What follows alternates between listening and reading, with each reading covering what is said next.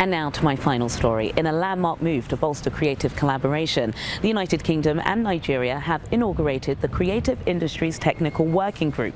This initiative, part of the Enhanced Trade and Investment Partnership, aims to deepen bilateral ties and stimulate growth across sectors such as film, music, fashion, architecture, advertising and gaming. The aim of economic growth between two of our countries, Nigeria and the UK, is something that's a priority for both governments. And the Enhanced Trade and Investment Partnership that was signed a year ago, yes, it's a platform for discussions between our two countries on 8 particular sectors, of which today's event on the creative economy is one of those 8 sectors. And these are areas where we see mutual benefit, where the UK has some sort of economic comparative advantage, but so too does Nigeria. And so we're looking for mutual growth. We're looking to create jobs in both countries. And indeed, in the case of the creative economy, I think it's really exciting. It's exciting for a number of reasons. First, Nigeria's creative economy is booming. You know, Nollywood on Netflix, Africa, Nigeria fashions, Nigerian Afrobeat, contemporary art, the ArtX Lagos exhibition. Nigeria is booming in the creative sector. But the UK also has a massive creative ecosystem that is a gateway to the world. And so today's event is trying to get people from both our economies talking, how can we do more co-production? How can we facilitate market access for Nigerian creative people? And how can we make sure that that partnership grows? And your Honourable Minister for Art and Culture and the Creative Economy, the Honourable Minister Musa Musawa, she has a very ambitious plan and we want to get behind that. And that plan includes potentially creating up to 2 million jobs if we can grow the creative economy in Nigeria. But in terms of your specific question about how do you create opportunities for young people in the creative sector, my first suggestion is that they need to be talking to the producers and the agents in the Lagos creative economy. The UK government, you mentioned the Foreign Commonwealth and Development Office was organising this event. Partly, it's actually mainly been done by the Department for Business and Trade in the UK, for which there's a team in Lagos and Abuja, and some of my colleagues are here today to facilitate this event. And they are very keen to facilitate any business opportunities between our two countries. So please reach out to us. We are a team in the British High Commission, Department of Business and Trade, and we'll do what we can to help. So I'd give you 2 outcomes that we're hoping to get from today, but I need to give you a little bit of context before I explain the first one. The first outcome is what are the facilitation issues, what are the barriers to creating more investment opportunities in both our countries in the creative economy?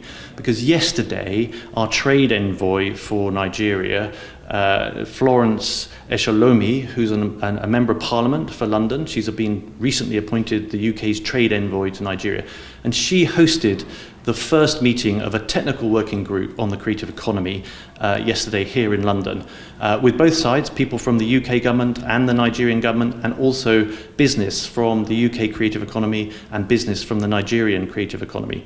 So the first outcome of today's event is to hear from businesses of what help do they need from both governments. How can we work on things to do with intellectual property or market access that would help provide a facilitation role for the creative economy in both our countries.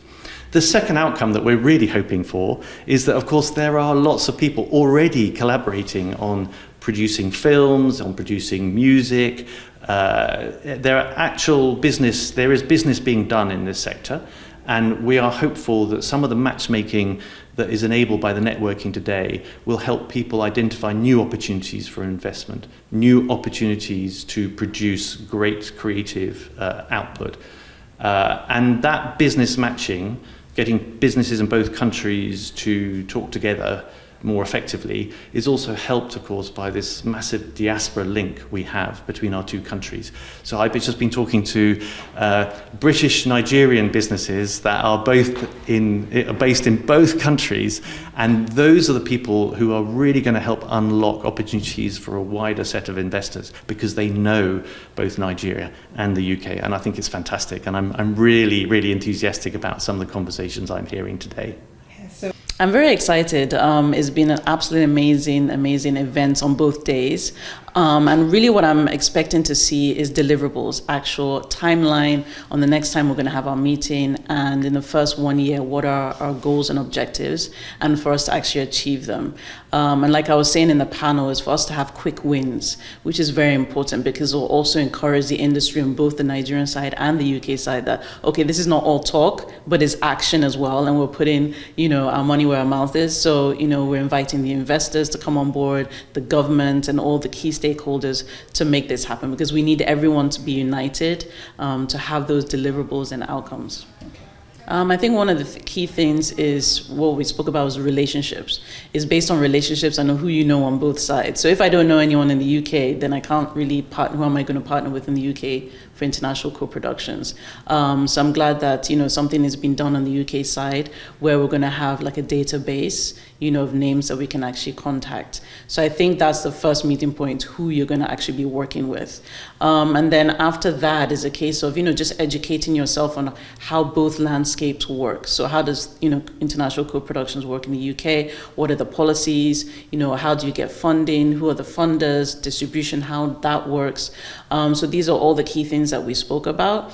And I'm glad that, we're working towards having, better access to funds, especially for creators. That's one of the challenges that we always face, is where do we get funding? Whether you're doing fashion, music, film, TV, is always about funding. So it's more access to the funders. Okay, what are they looking for? What are their parameters? What are their requirements? And once you have those things in place, to have access to be able to pitch your projects and present your projects for investment. Also on the distribution side, okay, the distribution landscape in the UK is very different from Nigeria.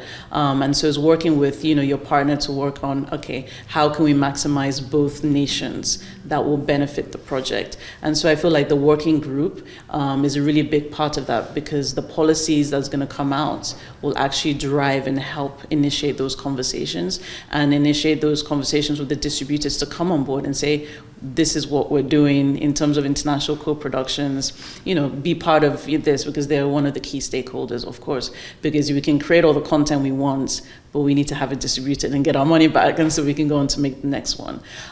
So those are some key areas that we spoke about, and just creating really that larger framework that makes it easier for creatives on both sides to actually come together and do projects. So I'm very excited about that. Yeah, so very quickly, what do you hope to see in the next 2 to 5 years from this conversation?